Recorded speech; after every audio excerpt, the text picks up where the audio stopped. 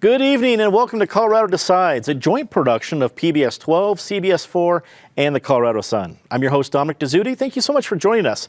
Tonight we're doing something a little bit different. Seeing that the statewide ballot is so enormous and full of important issues, we wanted to gather a great group of folks to dissect the ballot from top to bottom. Joining me is a terrific panel. First up, political analyst and columnist for Colorado Politics, Eric Sondermann. Also joining us, Marie Aberger from Be Clear Communications, Omar Montgomery, president of NAACP Aurora, Colorado, and remotely Denver Post columnist Krista Kafer. Okay, we have limited time, so let's go ahead and get started. I want to start at the top of the ballot. Eric, I'm going to start with you on this first point. Obviously, President Trump and Joe Biden. We have Senator Gardner looking to get reelected against former Governor John Hickenlooper. Usually the top of the ticket in any sort of election year, but especially a presidential election year, sucks up a lot of oxygen out of the room and creates its own ecosystem. This seems to be, it's still created its own ecosystem, but it's been a little softer, at least here in Colorado. What has been the effect of the campaign that you think so far from the top of the ticket? Well, obviously, Dominic, we could spend a whole half hour talking about this, and let's not, because there's other interesting stuff to get into. Just a couple of quick points. One, yes, this is not Colorado of 2004, 2008, where it was the ultimate purple state, the ultimate swing state, national media all over here because of which way the presidential race was going to go. Colorado has evolved from those years and is really not in play in any meaningful way in terms of where our electoral votes are going to go. I would suggest that nonetheless, just that we're part of this nation, and Donald Trump by himself and then the race against Joe Biden just takes up so much oxygen on a daily basis that there is really not a lot. And then what Donald Trump and Joe Biden leave, Cory Gardner and John Hickenlooper take.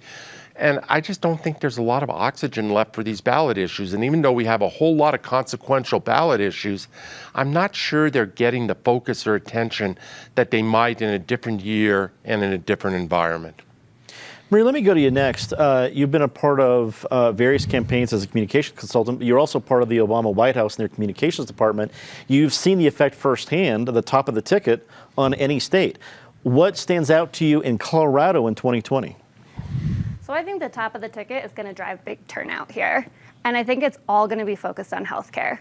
Do we want a president? Do we want a senator who's going to save the Affordable Care Act, or one who's going to rush a nominee through onto the Supreme Court that'll overturn it, one that's going to keep voting to try and overturn it in the Senate? I think this race totally comes down to healthcare. I could talk about these two races for hours, but I know we have a lot to get to. I do just think, all the policy issues are out there, but something I can speak to personally is that Joe Biden was my first boss, and I'm very lucky to know him as a person. And I think the thing I would just add here is I just crave empathy being part of the discussion again. I just want his empathy and decency to be driving the political discussion.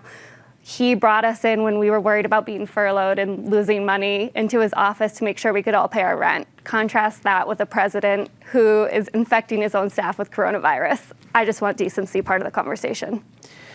Omar, the top of the ticket undoubtedly is going to have an effect for ill or for better, and in different ways. How are you seeing the effect of the top of the ticket, both the Trump-Biden race, but also the Gardner-Hickenlooper race in 2020?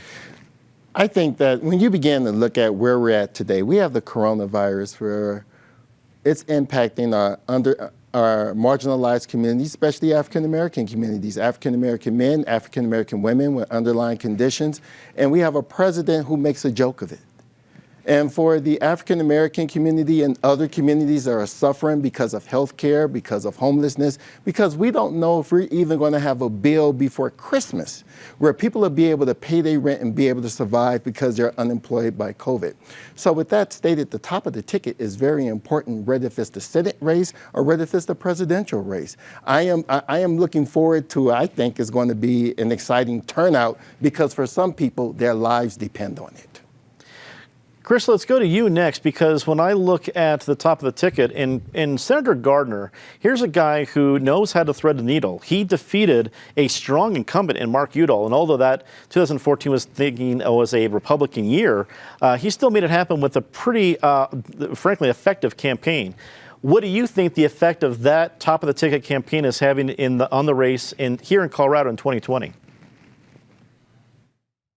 It's a tough state for a Republican to win at the top of the ticket. And as you mentioned, Cory Gardner has been energetic. He's been bipartisan. He is a fantastic senator.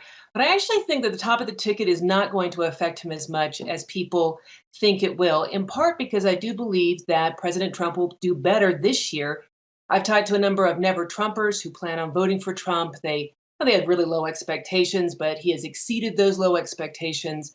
I know a lot of small business owners who are tired of the draconian fear-mongering or draconian laws and regulations over COVID, the fear-mongering. They want to be able to open up their businesses to the extent that they need to keep that business afloat. I sense that they will be voting for Trump because he is the one that has been so supportive of the economy and getting these vaccines so that we can get everything back to normal.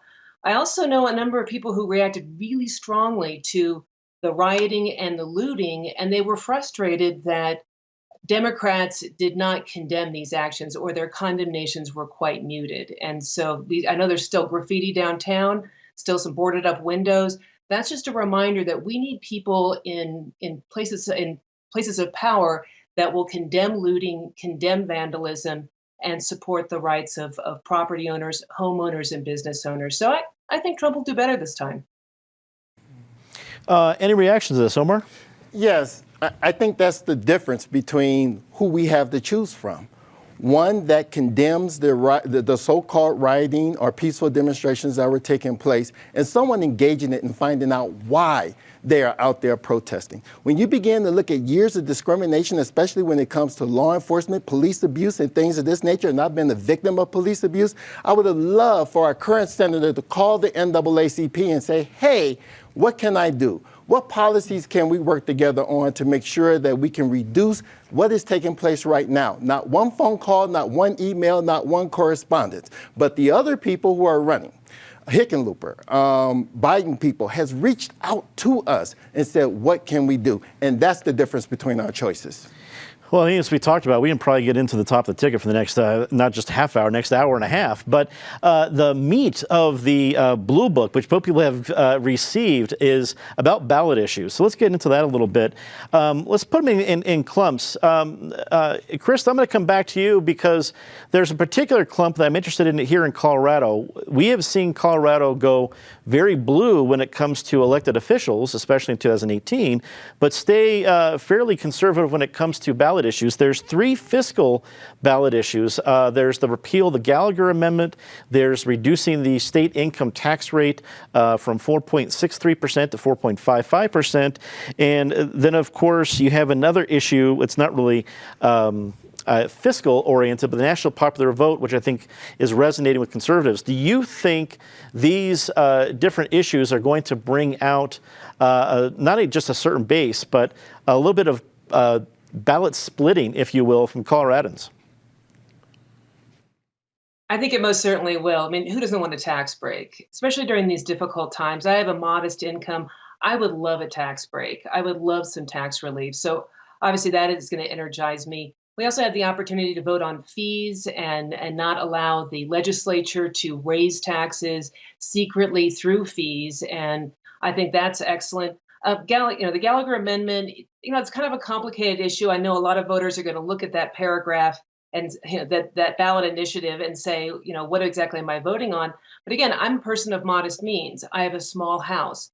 Can I afford to have higher property taxes if Gallagher is thrown out? And the answer to that is no. I sympathize with business owners. I know it's not fair the way the split works, but I can't pay higher taxes. I simply cannot. And also with the national popular vote, I've got friends that are Democrats that support that, friends that are Republicans, friends that are unaffiliated, because people want their vote to matter. And so you think about it this way.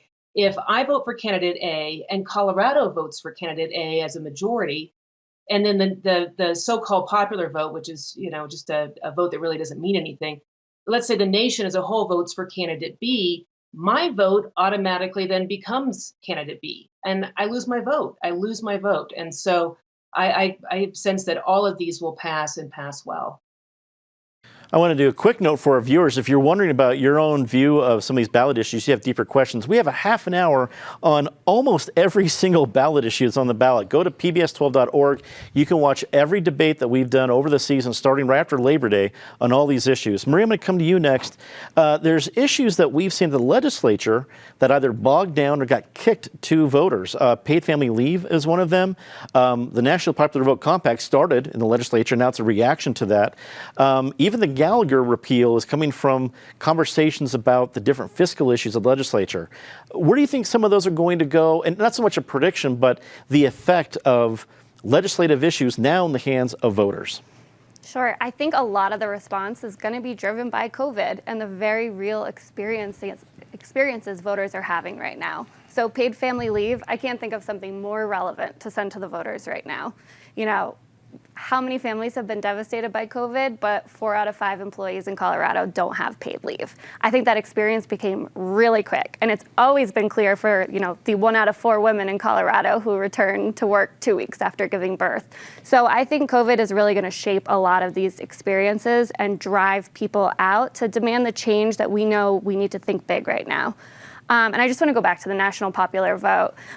It's hard for me to think the popular vote doesn't matter when we live in a country where we say one person, one vote, and every vote counts.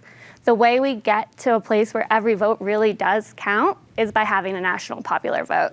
I did some digging into this, and I saw, there's a way, according to NPR, that a president could take the office with 23% of the popular vote. That doesn't make any sense. Now, of course, that's never going to actually happen, but we need to turn out people by knowing their vote counts. And when we have a president in office who says, I only care about red states, I don't care if blue states are on fire, we need to make him care about every single voter and every single community. And if we do this, I think we'll see presidents spending a lot more time focused on Colorado. Eric, let me turn to you because I think one of the concepts, and 2020 seems to throw almost all concepts out the window, but one of them that we've at least seen in years, elections past, is you can put a certain ballot issue in the ballot, maybe to pass or not pass, but to bring out a certain base. When I look at the All Citizens or Voters Amendment 76, even to a certain extent, there's a little bit of the Wolf reintroduction proposition. There are some issues there that are clearly speaking to a base. Does that even work in 2020 anymore? I'm not convinced that is a really fundamental factor here, Dominic. If you have Donald Trump and not Donald Trump, whose name happens to be Joe Biden this year, on the ballot, if you're not showing up to vote for or against this president, I'm not sure wolves are necessarily going to bring you to to fill in your ballot and put it in the mail. I know political operatives on both the conservative side and the progressive side think that way and try to occasionally put ballot measures forward. I'm just not all that convinced of the efficacy of it. Just a couple of points, I'll turn it back over. To Marie's point on the popular vote, well, yes, I agree that the person who receives the most votes should win. Just 2 counterpoints. One, this is a product of a compromise many years ago. And if you're going to throw out the popular vote, then what are we going to do with the United States Senate, which is far more anti-democratic than the Electoral College is? And secondly, even if you buy into the logic of getting rid of the Electoral College, going to a popular vote, there is a process for doing that. That is called amending the Constitution. Is that easy? No, it's not easy. It wasn't designed to be easy. But this compact, the interstate compact, as it is called, just strikes me as a workaround. It's almost a lazy man's way of doing it instead of doing the hard work. As to how some of these issues are going to come out, who knows?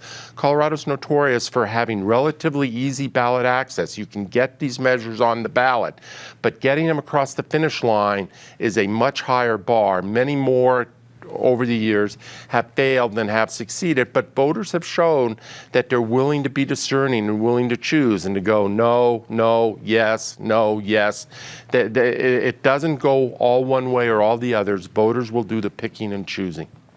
Omar, let me come to you next. You're looking at a long list of ballot issues, really striking a lot of different issues, and we have a very diverse state. We have folks who, NAACP Aurora, Colorado, itself a very diverse city, voting on statewide issues right alongside voters from Yuma, voters in Summit County. It's going to bring in a lot of different people.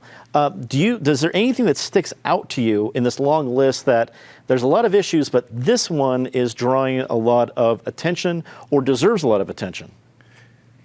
Every resident should have the right to vote. I've heard more about the wolves on TV. I probably know that debate better than I know some of the initiatives that are on the ballot right now. But some of these initiatives will have a tremendous impact on our community. For those who ever go down the Colfax corridor and you see the homelessness outside the Capitol, you see the homelessness outside the MLK Library in Aurora, what do you mean we don't need paid family leave? What do you need with Gallagher that's holding up a lot of economic resources that can address some of these issues? We need a systemic change in our financial resources in the state of Colorado because people are suffering. So I hope there's more education that's going to take place regarding these initiatives because people's lives are on the line come November 3rd. And I will just echo that and really get you a comment here. That's the great thing about the Blue Book is that, or the programs, another shameless plug on pbs12.org, because you can get educated on every single one of these ballot issues with your ballot in hand. I think it's going to come out in just a couple days in the mail. So there's no excuse for Colorado voters to not get informed. Marie, your comments, then we'll get to some CD races. Yeah, just quickly, as I was reading through my Blue Book, it really did seem like so many of the Republican-backed initiatives are designed to cripple government, cripple daily functions, and it wasn't really about serious governing. It was, let's bring on abortion and take on abortion after 22 weeks, which is 1.3% of abortion cases. It was, let's slow down government by having voters, weigh in on toll roads and petroleum storage tank fees. Versus a lot of these other really important initiatives, paid family leave, changing the Gallagher Amendment, that could actually drive real systemic change and investment in our government. And so I just want to see more serious governing and less focus on just how do we try and cripple day-to-day functions. Well, looking at the entire ballot, we have a lot of different issues, ballot issues we've discussed, but there are also some congressional races. Oh yeah, there's 7 congressional districts in Colorado, all of which have pretty, I don't want to say competitive races. Some of them are probably going to be able to be announced at 7:05. But in particular, CD3, which we did not expect to be an open race, is an open race. Diane Mitch Bush, the Democrat, running against Republican Lauren Boebert, who upset in a primary Representative Tipton, who was the incumbent there for several seasons. So actually, Omar, I'm going to throw it to you first. Even in CD6 and Jason Crow, who I'm not going to say upset Mike Kaufman, but you had Mike Kaufman who had a really good track record in CD6. So CD6, I think on paper, is the most balanced district in Colorado. He's facing a race against Steve House that hasn't gotten a whole lot of attention. Why is that in 2020? Should they get more attention? I think each of the congressional races, all of the congressional races, should have a lot of attention because that guides what the vision for our country. That guides where votes are going to come when we talk about the Affordable Care Act and things of this nature. So when I began to look at even some of the commercials where, and I could be wrong, but I look at I believe it's a CD3 commercial where the young lady, is it Boebert? Lauren Boebert. It looked like, I could be wrong, but it looked like there's a gun on her hip. That's hers, yep. During the commercial. And I think about all the gun violence that's taking place in Colorado, the uptick in Chicago, the uptick right here in Denver. Do we need that type of voice in office? That's why I think, and maybe a nice person, maybe a great person, but to have a gun on your hip while you're shooting a commercial with all the tragedies that we're seeing right now makes me think that we need to pay attention who's going to be our future congressional members and what policies they're going to bring forth that can impact our country. Well, Krista, I want to come to you next. The Lauren Boebert-Mitch Bush race was not supposed to get this many headlines, and it has become really the focal point, I think, in Colorado. People know about the Gardner-Hickenlooper race. The action is in CD3, and that's forgetting that we have a very balanced district in CD6 and a chairman of the Republican Party in Colorado, in Ken Buck, who is running a race in CD4 that probably would get more attention if it weren't for everything else going on. When you look at the CD races, what stands out to you? I think we have some really interesting candidates, and you don't want to underestimate anybody. So you think about Steve House or Lauren Boebert. It's easy to say, well, these are bluish districts or mixed districts, so perhaps these two candidates will lose. The thing is that both of them, if they're being underestimated, I think people will regret that, because Lauren upset the primary. She came in. She's got a fresh face. And I think people want some new ideas. They want a chance to have their voice heard. So whether it's voting on fees or voting on the taxes that we pay, whether it's telling our government that we don't want late-term abortion, which 74% of Americans don't want. And Colorado could join 43 other states in not having late-term abortion. People want a chance to have a voice, to have that voice heard. And if there are people that are not allowing that voice to be heard, incumbents perhaps who are kind of deaf to parts of their district, not listening, not hearing people when they say we need tax relief, we need these kinds of proposals. I think it's important that we've got these fresh voices. I want to come to you next because we've seen a lot of CD races together. We've had a lot of debates in this very studio. We didn't this season, frankly, because of all the different ballot issues gained so much attention, and the congressional district's not really engaging in a lot of debates.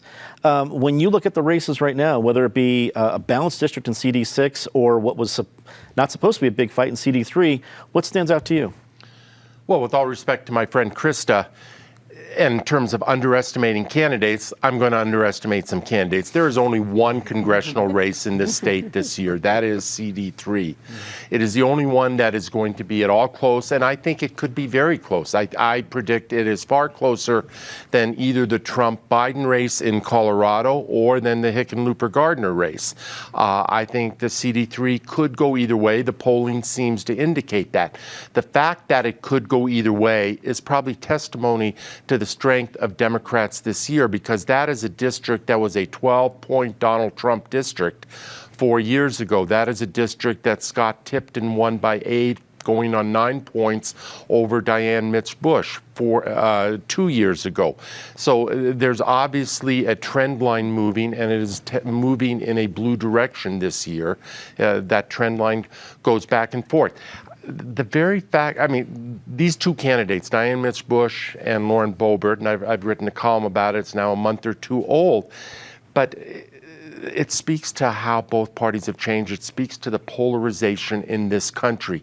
Diane Mitch Bush doesn't look a whole lot like traditional Democrats who've represented that seat, the John Salazars of the world, Ben Campbell, Frank Evans, Ray Kagosick, you can go way back.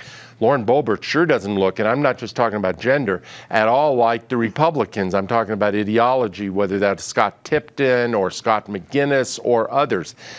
This country is polarizing. That district is a microcosm of this country and the way it is polarized.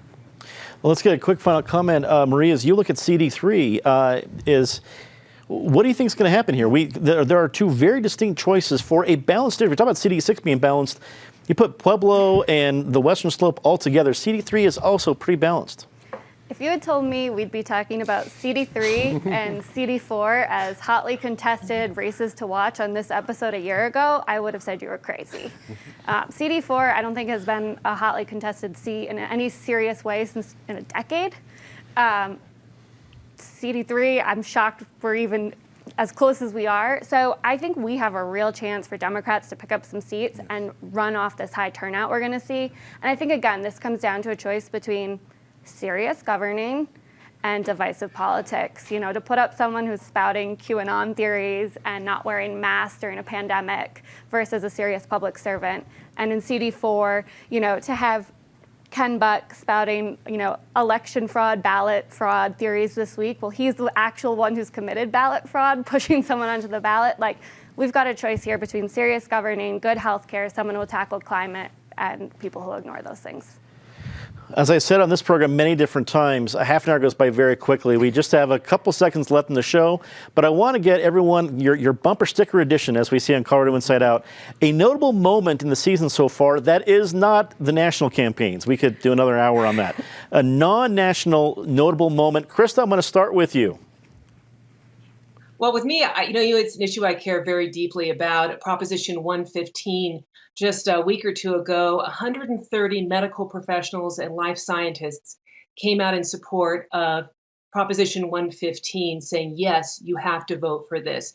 Late-term abortion is never, never, ever medically needed. And so that was a great moment for me. It's one of those moments that's not going to get national attention because, of course, as you've said, the Trump-Biden election takes all of the oxygen out of the room. Omar, your notable moment of the campaign, not national edition. It's national and it's local, I'm sorry. But it's the post office. It's the fact that Colorado has been the leader in having access to voting. Whereas now we're talking about what the language should be. It should just be that every resident have access to voting, whether if it's voting at the booth or mail-in ballot. Marie, your notable moment of the campaign so far. I'm sticking with the post office. I did not see our court having to stop postcard mailers from going out from the post office. And since that might have caused confusion, I would love to just say the dates. October 9th, ballot gets mailed. October 19th, start early voting. And if you haven't put your ballot in the mail by October 27th, go drop it in a mailbox, or go drop it in a ballot box, or go in person. You're here. Eric, wrap it up for us. Your notable moment. Good for Omar and Marie for talking about the post office. For me, the notable moment was with these different fiscal and tax issues, Dominic, particularly the one to reduce the state income tax. That was just put on the ballot as a defensive measure against a progressive proposal to go to a fair tax, a graduated income tax, significantly ramped up on high earners. The problem was that the progressive measure didn't get the signatures, didn't make the ballot, but yet the defensive or diversionary, I'd even say, measure did, and it is likely to pass and even wind our whole fiscal mess further downward. Well, that is indeed all the time we have for our ballot review. I'd like to thank all of my fellow panelists, Eric Sondermann, Marie Aberger, Omar Montgomery, and Krista Kafer. If you'd like to find out more information about this or any of the general election issue and races, please visit our websites, pbs12.org, cbsdenver.com, and coloradosun.com. Thank you so much for watching. For everybody here at PBS 12, I'm Dominic Dezzutti. Good night.